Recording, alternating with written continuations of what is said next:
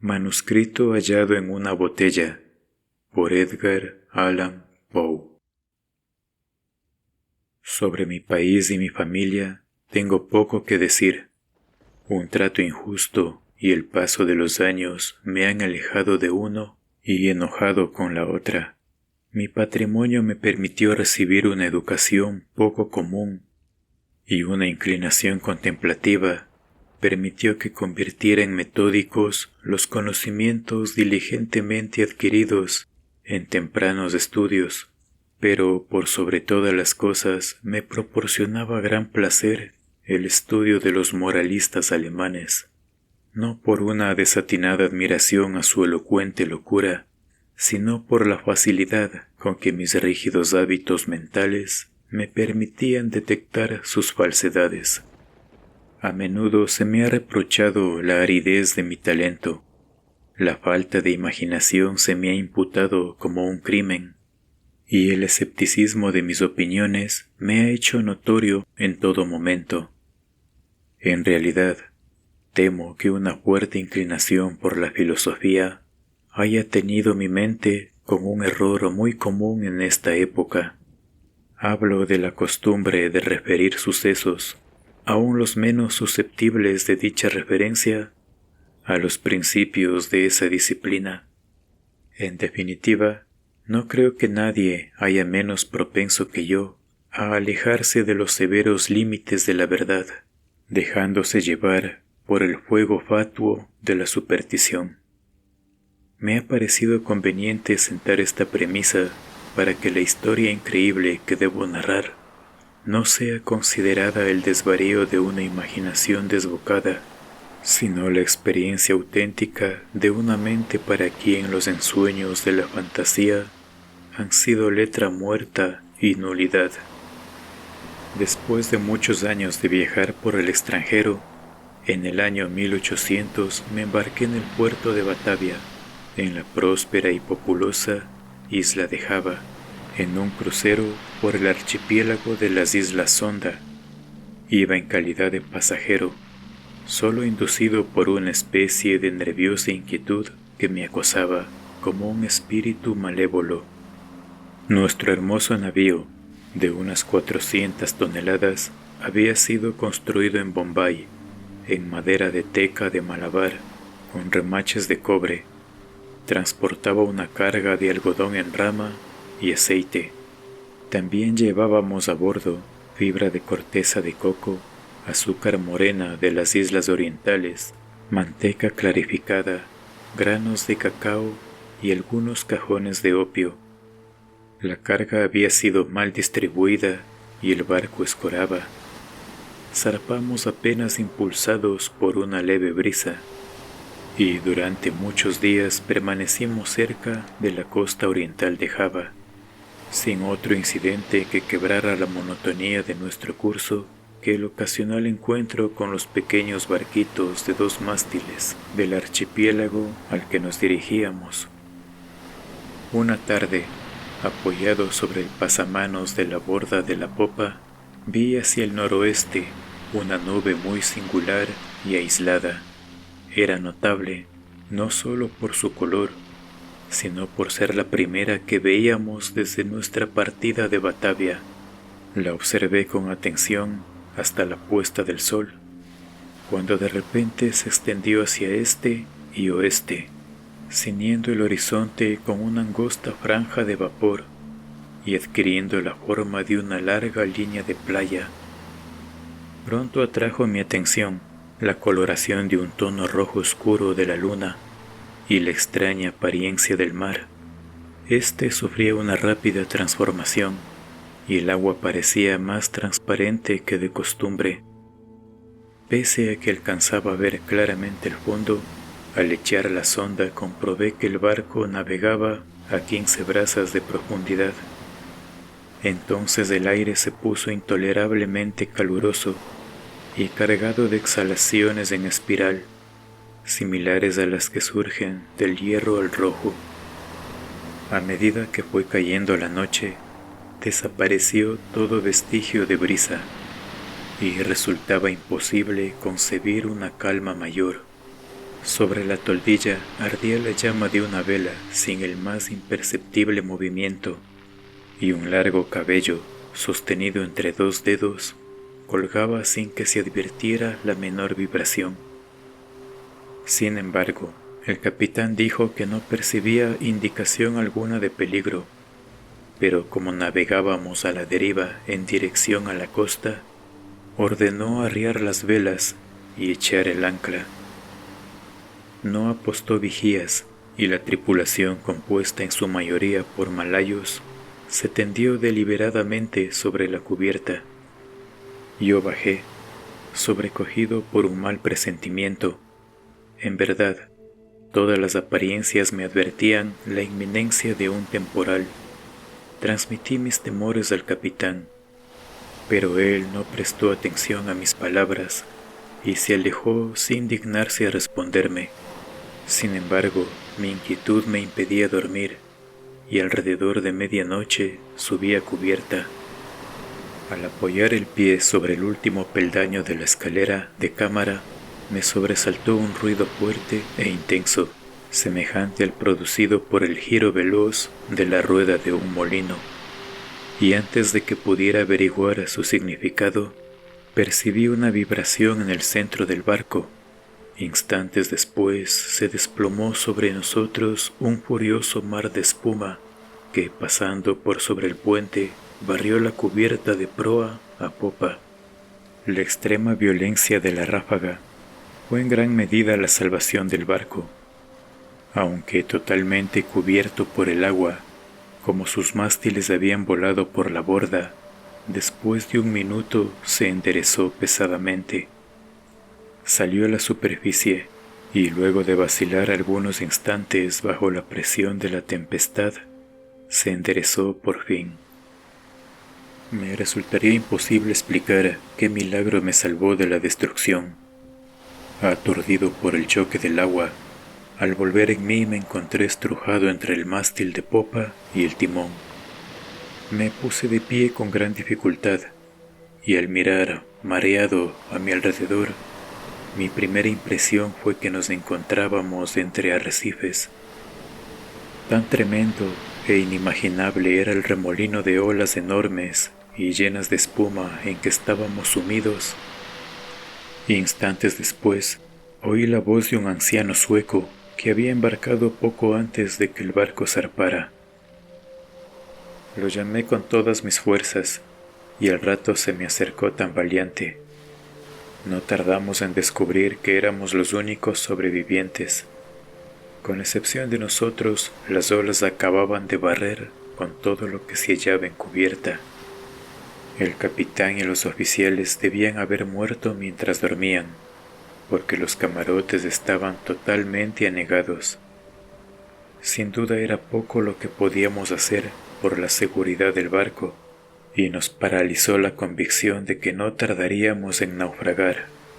Por cierto, en el primer embate del huracán, destrozó el cable del ancla, porque de no ser así, nos habríamos hundido instantáneamente. Navegábamos a una velocidad tremenda, y las olas rompían sobre nosotros.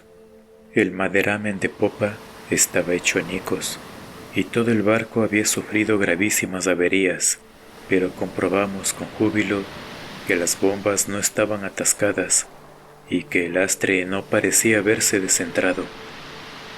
La primera ráfaga había amainado y la violencia del viento ya no entrañaba gran peligro, pero la posibilidad de que cesara por completo nos aterrorizaba, convencidos de que en medio del oleaje siguiente, sin duda, moriríamos. Pero no parecía probable que el justificado temor se convirtiera en una pronta realidad. Durante 5 días y noches completos, en los cuales nuestro único alimento consistió en una pequeña cantidad de melaza que trabajosamente logramos procurarnos en el castillo de proa, la carcasa del barco avanzó a una velocidad imposible de calcular, impulsada por sucesivas ráfagas que, sin igualar la violencia del primer huracán, eran más aterrorizantes que cualquier otra tempestad vivida por mí en el pasado. Con pequeñas variantes durante los primeros 4 días, nuestro curso fue sudeste, y debimos haber costeado Nueva Holanda. Al 5.º día el frío era intenso, pese a que el viento había girado un punto hacia el norte. El sol nacía con una enfermiza coloración amarillenta y trepaba apenas unos grados sobre el horizonte, sin irradiar una decidida luminosidad. No había nubes a la vista, y sin embargo el viento arreciaba y soplaba con furia dispareja e irregular. Alrededor del mediodía, aproximadamente, porque solo podíamos adivinar la hora, volvió a llamarnos la atención la apariencia del sol. No irradiaba lo que con propiedad podríamos llamar luz, sino un resplandor opaco y lúgubre, sin reflejos, como si todos sus rayos estuvieran polarizados.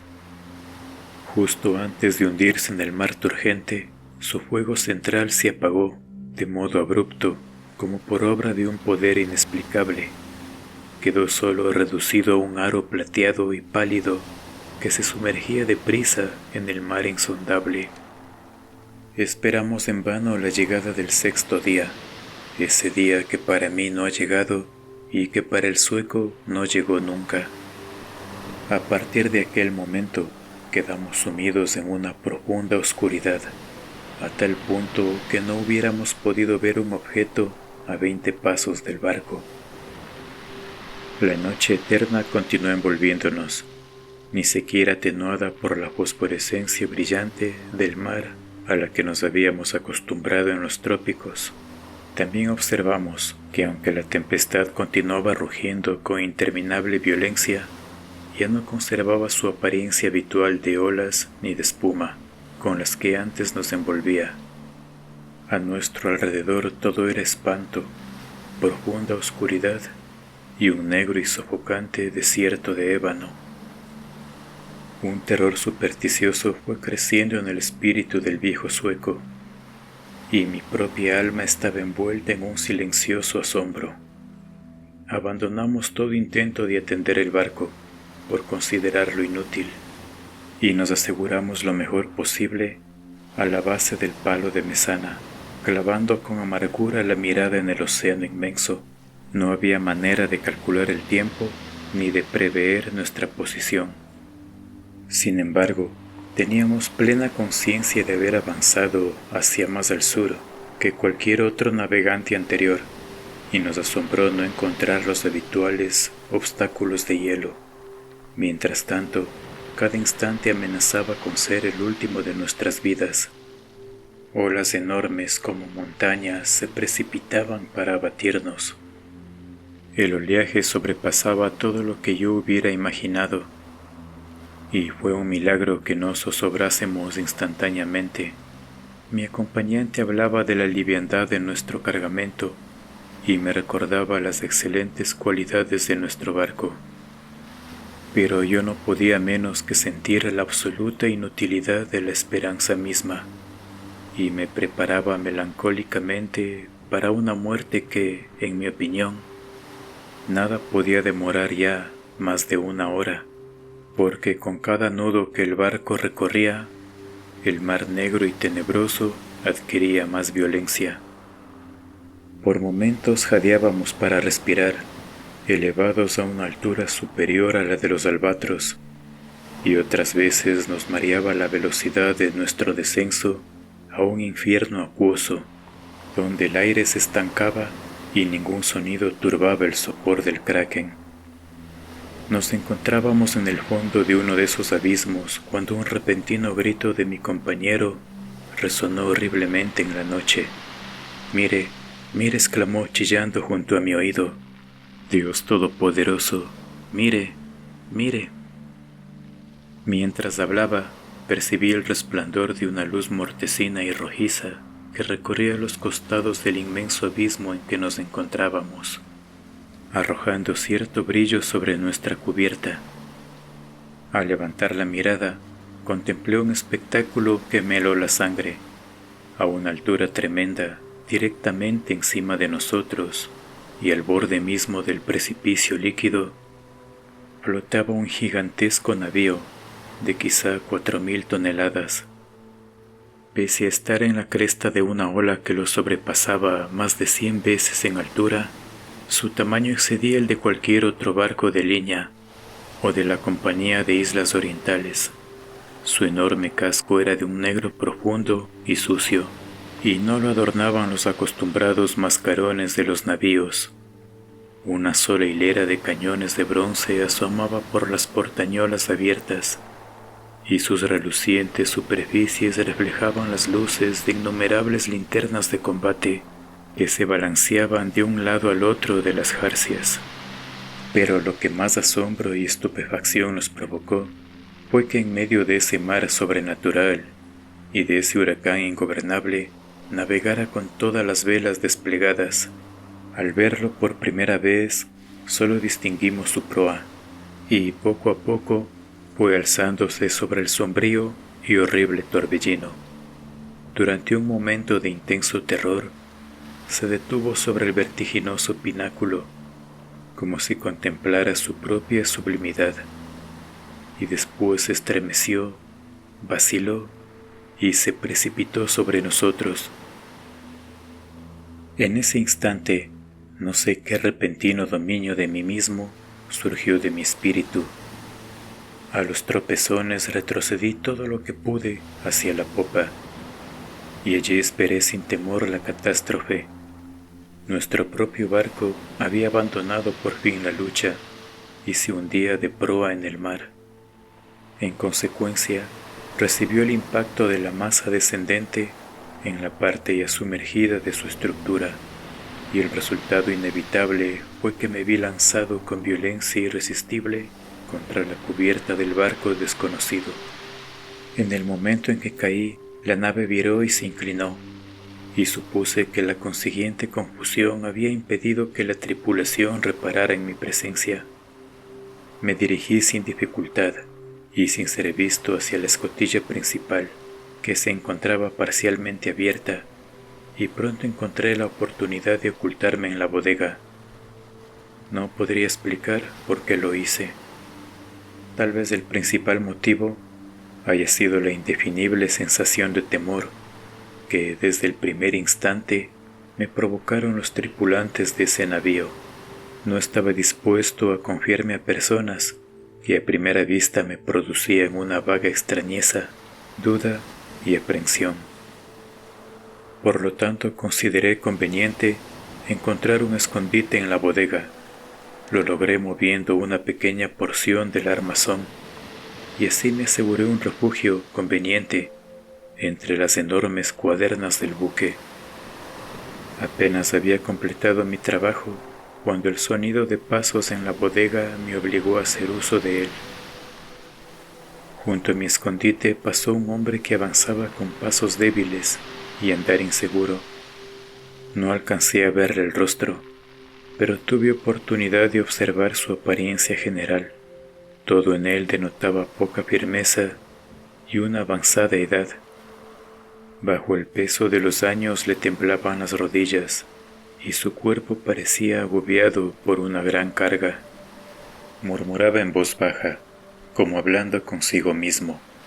Pronunciaba palabras entrecortadas en un idioma que yo no comprendía, y empezó a tantear una pila de instrumentos de aspecto singular y de viejas cartas de navegación que había en un rincón.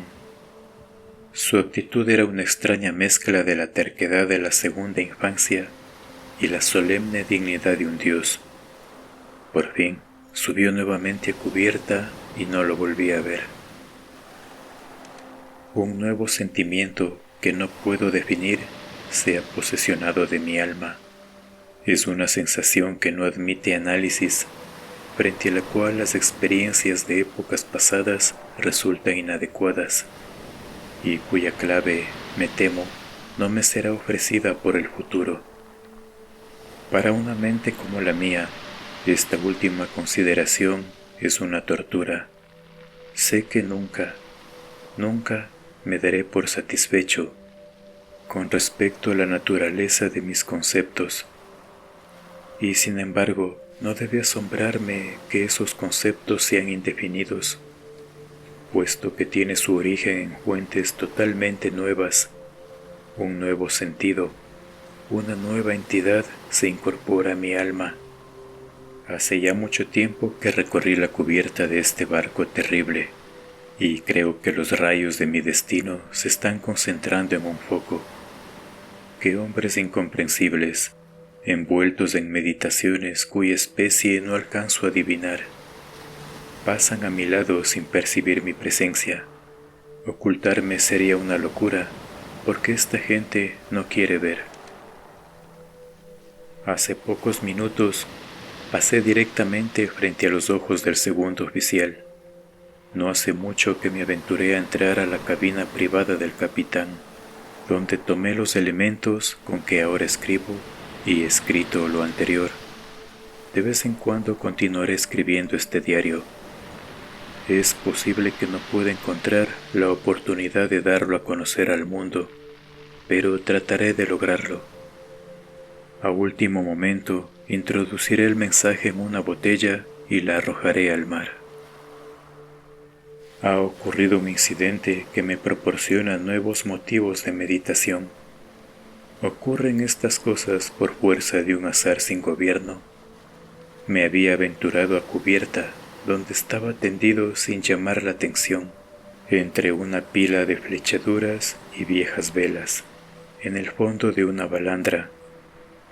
Mientras meditaba en lo singular de mi destino, inadvertidamente tomé un pincel mojado en brea y pinté los bordes de una vela arrastradera cuidadosamente doblada sobre un barril a mi lado. La vela ha sido izada y las marcas irreflexivas que hice con el pincel se despliegan formando la palabra descubrimiento.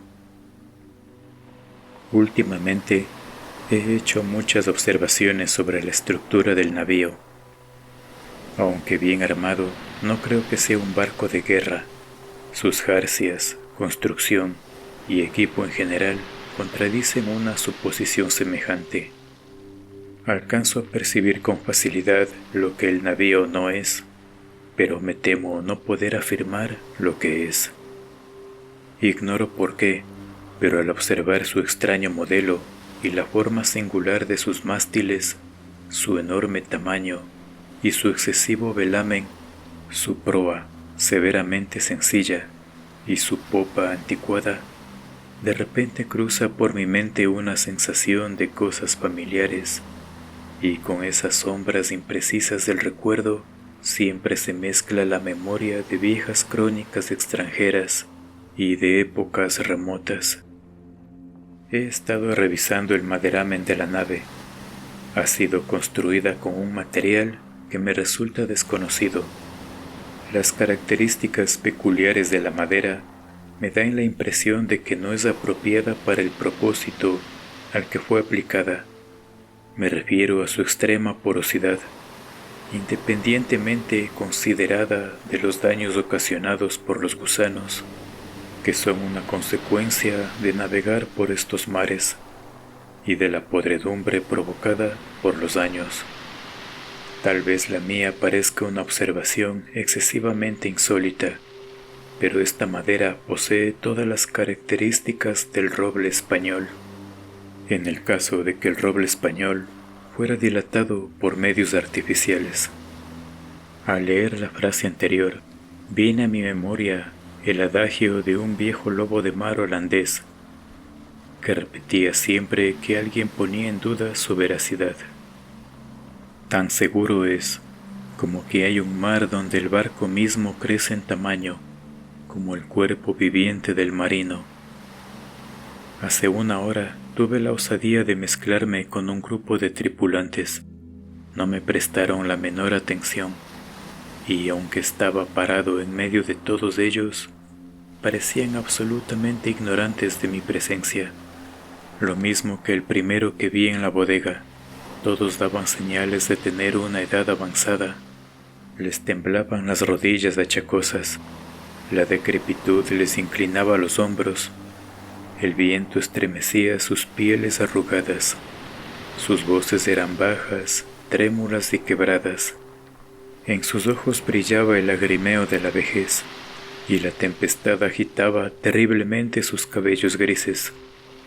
Alrededor de ellos, por toda la cubierta, yacían desparramados instrumentos matemáticos de la más pintoresca y anticuada construcción. Hace un tiempo mencioné que había sido izada un ala del trinquete. Desde entonces, desbocado por el viento, el barco ha continuado su aterradora carrera hacia el sur, con todas las velas desplegadas, desde la punta de los mástiles hasta los botalones inferiores, hundiendo a cada instante sus penoles en el más espantoso infierno de agua que pueda concebir la mente de un hombre. Acabo de abandonar la cubierta, donde me resulta imposible mantenerme en pie, pese a que la tripulación parece experimentar pocos inconvenientes. Se me antoja un milagro de milagros que nuestra enorme masa no sea definitivamente devorada por el mar. Sin duda estamos condenados a flotar indefinidamente al borde de la eternidad, sin precipitarnos por fin en el abismo. Remontamos olas 1000 veces más gigantescas que las que he visto en mi vida, por las que nos deslizamos con la facilidad de una gaviota, y las aguas colosales alzan su cabeza por sobre nosotros como demonios de las profundidades, pero como demonios limitados a la simple amenaza, y a quienes les está prohibido destruir. Todo me lleva a atribuir esta continua huida del desastre a la única causa natural que puede producir ese efecto. Debo suponer que el barco navega dentro de la influencia de una corriente poderosa o de un impetuoso mar de fondo.